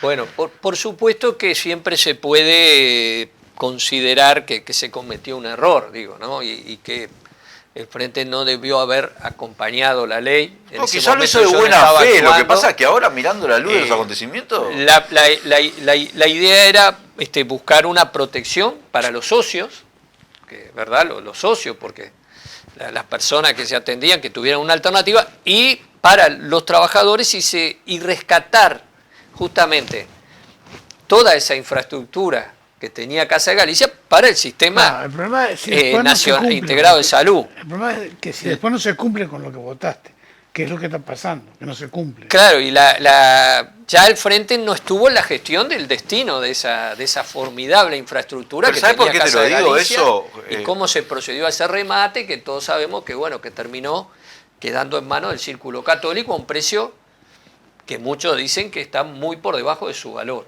Sí, 10 millones de dólares, ¿no? 14. 14. ¿Sabes por qué te lo digo? Porque en el momento, yo entiendo, había mucha gente, incluso había muchos médicos, todo el núcleo de base del sindicato médico estaba en Casa de Galicia, que bueno, que decían que efectivamente en Casa de Galicia había X problemática, pero yo me acuerdo haber invitado acá a Fogata Bermúdez, y él dijo algo que yo no sé si se tuvo suficientemente en cuenta, parecido también a lo que estaba diciendo en su momento el presidente de Casa de Galicia, Iglesias, que la auditoría o la inspección había producido una suerte de documento que decía esto se puede rescatar. Y como que no, en el momento como que se dio como que no. Y capaz que sí. Lo cierto es que después hubo interventores ahí. Y a mí me queda toda la duda de si se podía o no se podía rescatar. Perdón, no soy nadie para decir esto, pero habiendo entrevistado y seguido... Y la verdad que lo que sucedió después es todo muy sospechoso. Ahora, yo qué sé, no sé, capaz que... Yo creo que esa es una discusión válida, legítima, y en definitiva, si hay errores hay que asumirlo, y si hay irregularidades hay que investigarla y tiene que actuar la justicia. Claro, no quita nada que esto había que resolver. Ahora, la realidad que tenemos ahora son los que quedaron sin trabajo y los que no pudieron cobrar los créditos laborales, ¿no? Y eso es lo que no se buscó resolver con esta ley, que hubo una iniciativa del Poder Ejecutivo, que hubo un proyecto de ley presentado por el senador Botana y que luego hubo otro proyecto de ley presentado por el Frente Amplio que integraba aspectos de las propuestas del gobierno más de o Botana. Menos, una cosa, Pepo. Y que luego se acordó en la comisión por mayoría, ¿sí? Disculpame la interrupción vehemente, porque hay cosas que me saltan a la mente y que las quiero decir antes que se me pasen. Más o menos, porque hay, no quiero nombrar para no entrar Pero hay mutualistas, las que se quedaron, por ejemplo, con el local, los IMAE, todo eso, y muchos socios, que tampoco cumplieron exactamente lo que tenían que haber cumplido en la contratación. Entonces, se quedaron con más cosas de las que uno piensa que... ¿no? Bueno, pero ahí justamente la ley aprobada en el Senado establece una sanción económica para las instituciones que no cumplieron, ¿no? Una sanción económica bastante importante, que es lo que no ha habido hasta ahora con los que no cumplen y no ha pasado nada.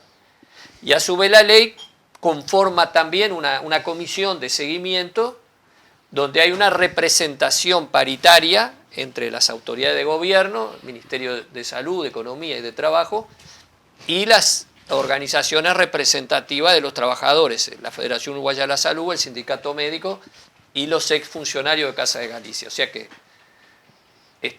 la ley pretendía, no se puede una más con esto.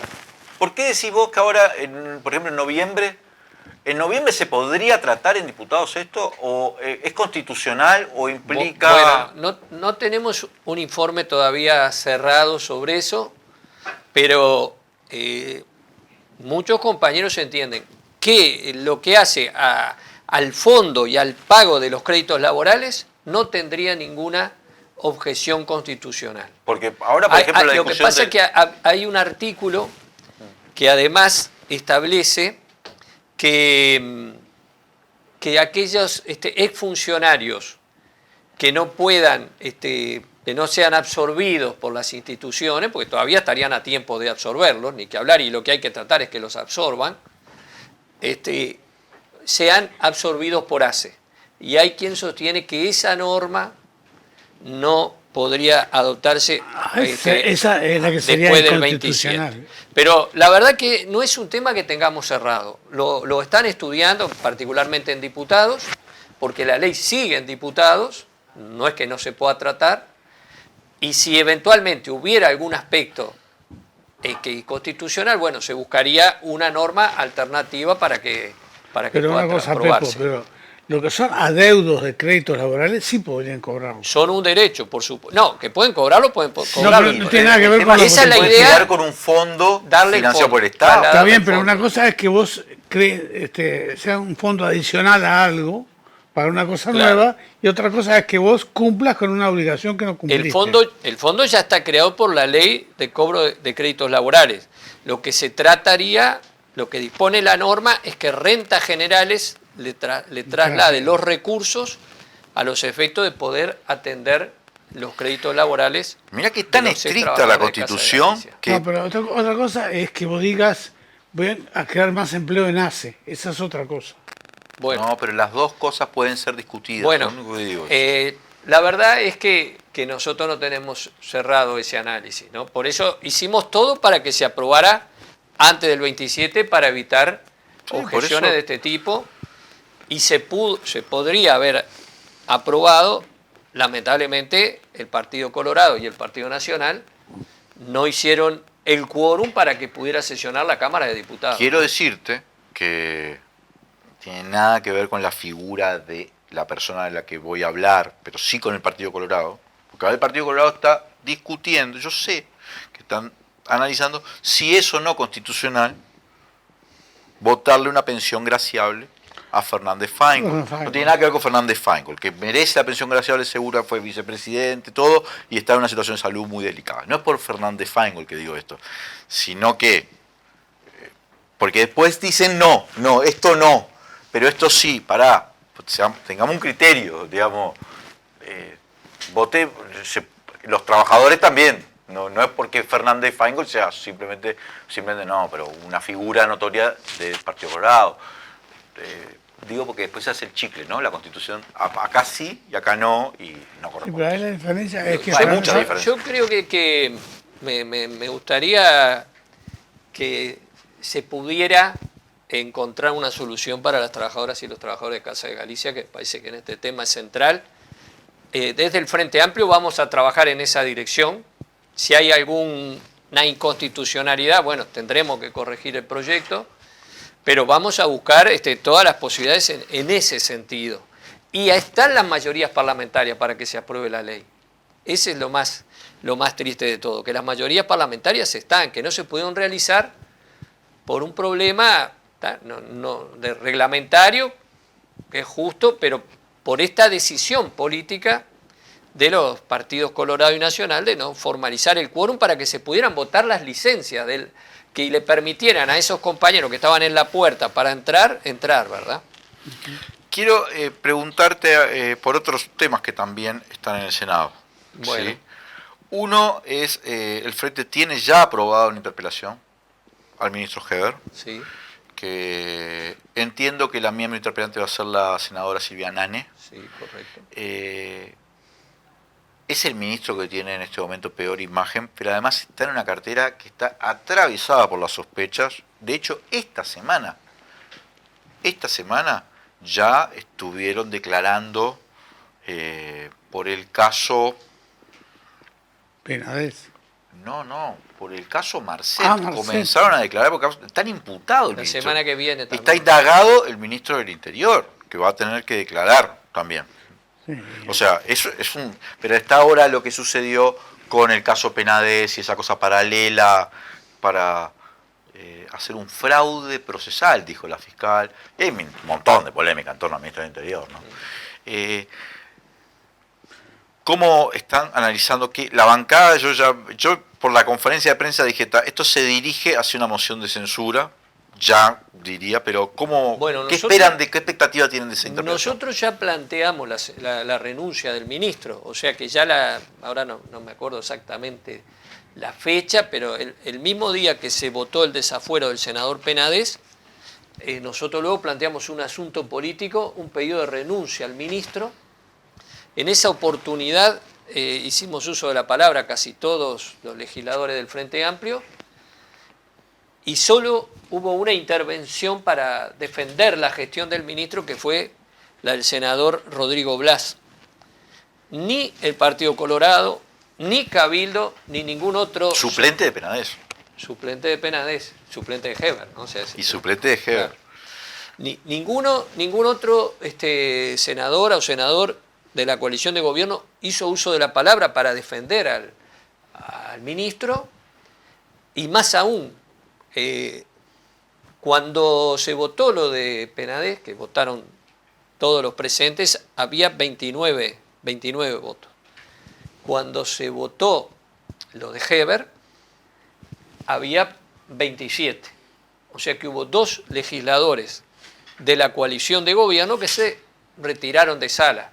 No puedo asegurar por qué fue, pero es bastante sintomático. Silencio absoluto, salvo por un senador, que es de la lista 71 y que es el suplente del ministro, y luego 2 legisladores que estaban en la sesión y que se retiran de sala al momento de tener que, por la vía de no votar la moción del pedido de renuncia, marcar un respaldo al ministro. Entonces, de la interpelación que esperamos, bueno, primero que hay que definirse todos los partidos si respaldan o no respaldan la gestión del ministro, porque es el ministro del Interior. Entonces, ante el cúmulo de irregularidades y de hechos de corrupción que involucran al ministerio y a jerarcas del ministerio, no tiene una responsabilidad política el ministro.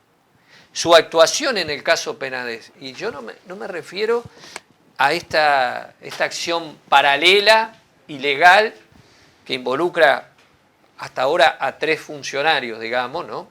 2 policías y un operador penitenciario, sino me refiero a las declaraciones que oportunamente hizo el ministro cuando se conoció la denuncia. Algo que señala la fiscal, respaldando, ¿no? En la conferencia de prensa. Claro, respaldando a Penades, descalificando las denuncias, haciendo actos de presencia. ¿Cómo impacta eso en las víctimas? Eso no es una conducta acorde a la de un ministro del Interior y en un tema tan grave como este, que bueno, que es abuso de menores, ¿verdad? Y que, bueno, ha tenido lamentablemente una gravedad inusitada. Entonces, para nosotros esos hechos, debería la Cámara censurarlo efectivamente, pedirle la renuncia, y ese es el objetivo que perseguimos con la interpelación. ¿Y el tema de la seguridad también va a estar? No es por el tema de la seguridad que vamos a convocar al ministro. Otro. Son este hecho y otra serie de irregularidades como casos de Marcet, como el caso Astesiano, como ahora estas escuchas, estas grabaciones que se... como la destitución de la directora de inteligencia. Bueno. A mí me queda toda la duda, espero que en la interpelación se aclare, de si la destituyen porque consideran que fue omisa en su responsabilidad, porque hubo gente que ingresó a las escuchas del Guardián,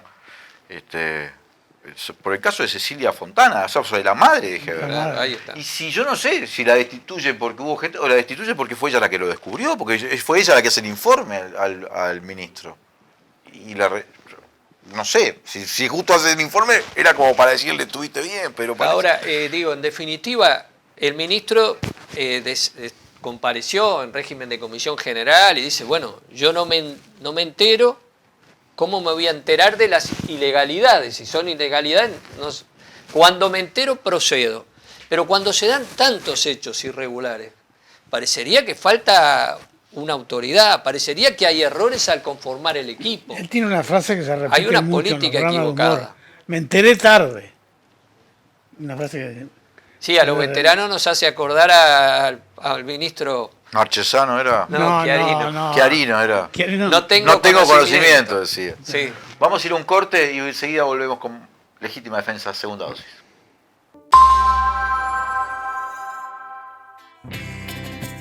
Todos los jueves a las 20 horas por la pantalla de UCL, Macondo, programa periodístico sobre la actualidad latinoamericana. Ina Afinogenova, Marco Teruggi y Leandro Grille analizan los temas más importantes de la política regional. Los esperamos.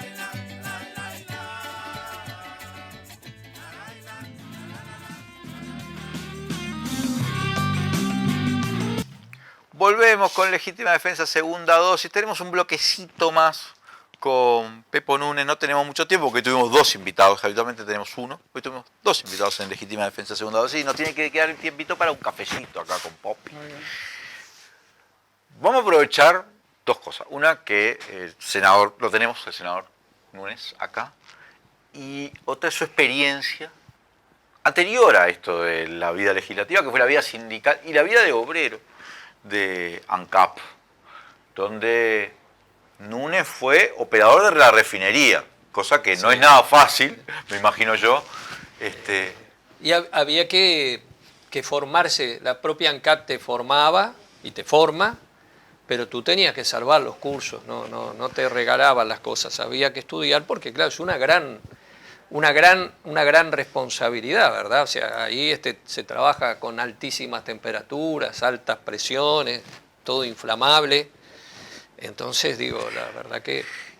Sí. ¿Cómo te impresiona este conflicto largo que tiene el actual directorio de ANCAP con la Federación de ANCAP? Han venido muchas veces los dirigentes de ANCAP, de FANCAP acá.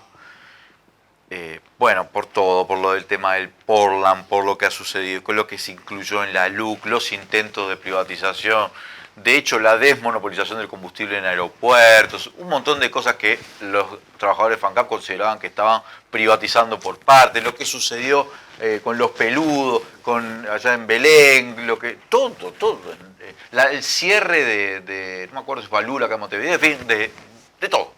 De la mezcla del biodiesel. Sí. Una pregunta, porque el presidente de ANCAP dice que se va a demorar más la refinería en su paro culpa de FANCAP. ¿Por qué dice eso? Sí, yo no comparto esa afirmación del presidente. Lo primero que quiero decir, el presidente ha dicho que ANCAP tiene por margen de refinación una ganancia de $800.000 por día, ¿no? Eso lo ha dicho el presidente de ANCAP. Está por escrito en un comunicado que él hizo al personal. Quiero decir que eso es el resultado de las inversiones que se hicieron en la refinería de La Teja durante los 15 años de gobierno del Frente Amplio, ¿no? Porque en definitiva, si los que tenemos memoria nos recordamos, se van a cumplir 20 años en diciembre del referéndum contra la entrega de ANCAP que se quiso hacer en el último gobierno del doctor Jorge Valle. 2013. Donde se hablaba de que la iban a comprar por $100 millones. Y el Frente Amplio rescató a ANCAP y hizo inversiones imprescindibles para que siguiera funcionando, y hoy tenemos un margen de refinación que dice el presidente de ANCAP que son $800.000 por día. Y en relación al paro, ANCAP detuvo la refinería, creo que algo así como el 4 de septiembre. Había una situación de conflicto, ¿verdad? Había una situación de conflicto en relación al Portland, aunque yo creo que existía predisposición en la Federación ANCAP para encontrar un camino de flexibilizar las medidas y hacer que el paro de unidades se realizara de la manera que corresponde. No obstante, el directorio de ANCAP se negó a transitar ese camino, e inclusive los primeros días de agosto adopta una serie de resoluciones de carácter sancionatorio sobre los trabajadores de ANCAP.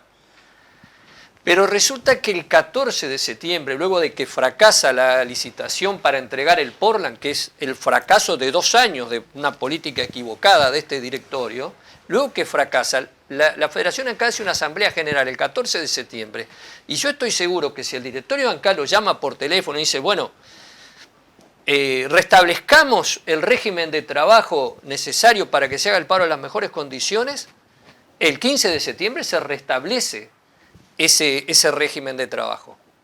El 26 de septiembre la Asamblea Representativa de la Federación ANCAP resuelve ya la disposición a encarar el paro de unidades con todas sus condiciones. Y recién se encara el paro de unidades el 24 de octubre. O sea, un mes después. ¿Por qué? Porque el directorio de ANCAP quiso demorar un mes el inicio del paro de unidades. O sea que calculemos $800.000 por 30 días serían, 24. O 29 días. Bueno, esa pérdida solo se explica por la decisión del directorio de ANCAP de no sentarse con la Federación ANCAP a conversar y a encontrar la forma de hacer el paro de unidades. Así que me parece algo absolutamente falaz, y creo que esto que ha pasado con la demora en el inicio del paro de refinería es otra demostración del camino absolutamente equivocado que tiene este directorio, que lo tuvo con el Portland, que ya ha llevado a perder 2 años. Cuando este directorio asume, las pérdidas operativas del área Portland de ANCAP estaban en algo así como $2,5 millones. Ahora no tengo la cifra exacta, pero se han multiplicado por 10, porque se tomó este camino equivocado de la entrega, de la privatización, de poner en riesgo la fuente de trabajo en 2 lugares tan importantes. Que además como llamado La Valleja no, y Paysandú, quedó desierto, ¿no? Y quedó desierto. Entonces, creo que está absolutamente equivocado el directorio acá en esa apreciación, y que pretende no hacerse cargo de la responsabilidad que tiene en esta situación de conflicto que sí, que nos ha costado a todas las uruguayas y los uruguayos, pero creo que es responsabilidad de una conducción equivocada. Muchas gracias, José Pepo Núñez. Muchas gracias. Te digo que el presidente de ANCAP es ahora también el presidente de Antel. Sí. Panisic, así que tiene para extenderse como una metástasis tenemos. Bueno, gracias Popi, gracias Pepo, gracias a todos y todas los que nos están acompañando. Vamos a un corte y tenemos un cafecito, un expreso prácticamente, con Popi velando acá en Legítima Defensa Segunda Dosis, para despedirnos, diría.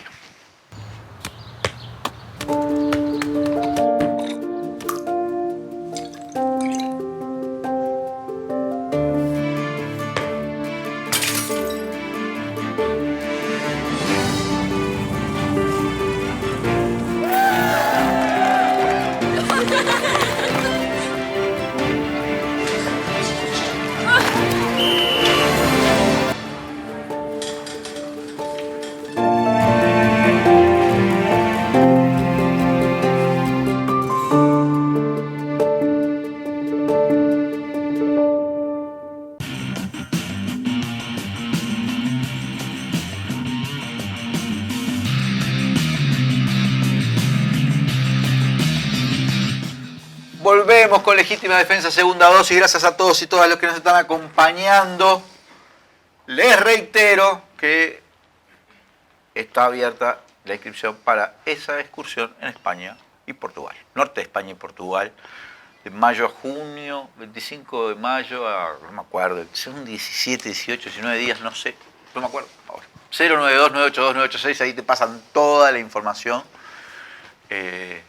para los que quieran ver qué opción hay, que si, ojalá participe mucha gente. Va a participar mucha gente, pero ahí les dejo el teléfono. Poppy, tenemos 14, 15 minutos para el café. Una cosa breve, quería recordar compañero de trabajo de la República y de muchas tertulias, que es socialista también, Carlos Santiago, que murió el jueves. Murió Carlos Santiago. El gordo. El gordo Carlos Santiago, periodista de fuste. Fue también secretario del Polo Gargano, del Polo Gargano, sí. Militante socialista durante toda su vida prácticamente.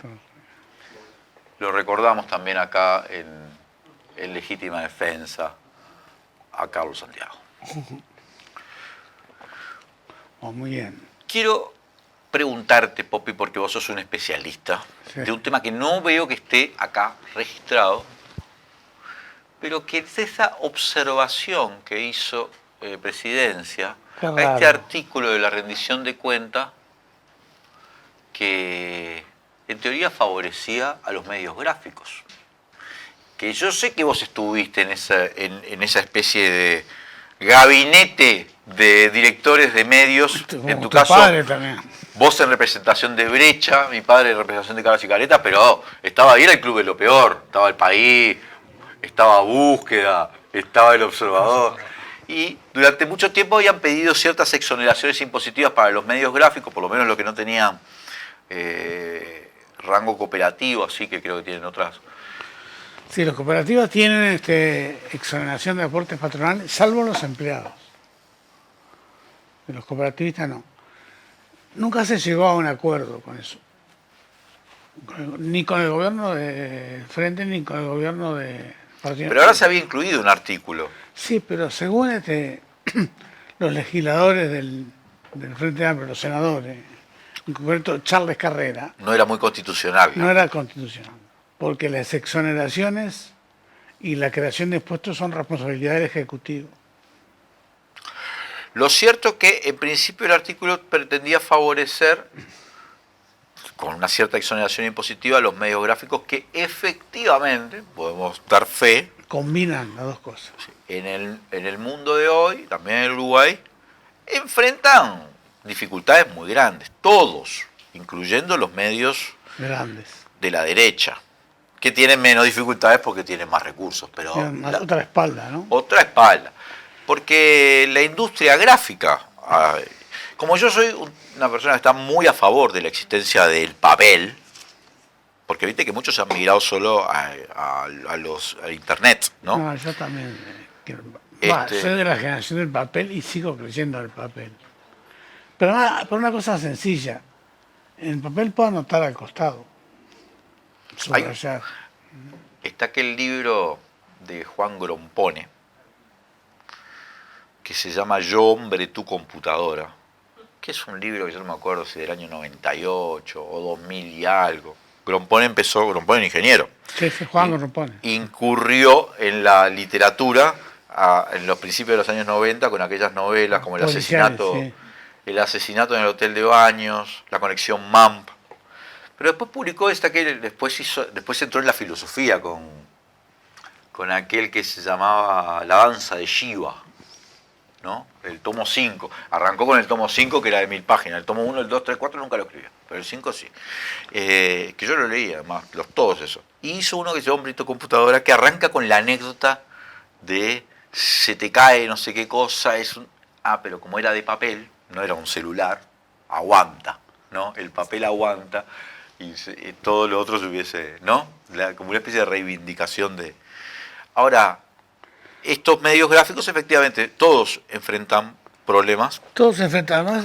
Algunos son muy buenos, como Caras y Caretas, que además tiene bastante publicidad también privada y pública, hay una cantidad de lectores, suscriptores y eso, pero también enfrenta problemas. Pero fíjate una cosa que es muy clara. Si mirás Montevideo, solo Montevideo, no sé cómo está el interior, la cantidad de kioscos cerrados que hay. Sí. No se vende el papel, se vende poco. Se vende menos que antes, mucho menos. Mucho menos que antes. Y eso implica dificultades para mantener las plantillas. Sí, no, para los trabajadores también. Para los trabajadores. ¿No? Entonces, hay que buscar alguna solución. A mí me decía, vos lo conociste, Otero fue el último director del Diario, ¿te acordás? El Diario. Porque yo era muy joven, pero me acuerdo de una reunión que trabajaba, yo también trabajé un poco en La República, con Fasano, con cosas que son como prohombres del periodismo gráfico uruguayo, que decían, ¿por qué te acordás? Yo no me acordaba, porque era un chiquilín, no había nacido. Cuando se imprimía a la mañana y se imprimía a la tarde, o sea, había el diario de la mañana y el diario de la tarde, ¿no? El diario. Era un mundo distinto. Eso cambió, pero bueno, este artículo estaba ahí y finalmente no prospera porque fue absorbado, creo yo, por la presidencia, supongo que lo vetó. Y no es el único veto. También vetó la prohibición a los fiscales penales de ejercer la abogacía, como viene en el artículo que decía que por un año no podían ejercer. Por suerte vetó eso. Sí mantuvo el veto al fiscal de corte. Mantuvo la imposibilidad, la veda, digamos, esa al fiscal de corte. Se habían movilizado los fiscales por este tema. Sí. Cabildo se puso muy enojado con Domenech. Se expresó que era un error tremendo el gobierno al vetar este artículo que impedía a los fiscales después. Que durante este periodo ha estado en la picota el tema de los fiscales. Lo que pasa es que la tienen con los fiscales. Vos fíjate lo último, que es esta denuncia contra Percivale, ¿no? Percivale, de Luz. Sí. ¿No? Diciendo que no podría ejercer como fiscal en derechos humanos porque tuvo un primo hermano que estuvo preso. Y lo quieren retirar por eso. Es completamente ridículo. Y porque está en la lógica esa de los presos de Domingo Arena y todas estas cuestiones. Seguramente en el fondo también están todos estos líos que hay con Caso Astesiano, Penades, pero Marcet, todo. Lo que pasa es que lo que subyace a ese argumento de Lust, ¿sí?, es la hipótesis de que no está del todo determinado si todo lo que sufrió la gente durante la dictadura fue o no fue un delito. Sí, claro. Porque a nadie se le ocurriría decir que no puede ser fiscal alguien que tuvo, por ejemplo, un primo, fiscal penal, que fue víctima de un delito. Si tuviste un primo al que fue víctima de un homicidio, entonces no puede ser fiscal. O que rapiñaron. O que te rapiñaron, no puede ser fiscal. Se le ocurre decir que no podría ser fiscal Percivale, que además has hecho una gran gestión, porque tuvo un familiar que fue preso político. O sea que fue víctima de un delito cometido por el Estado.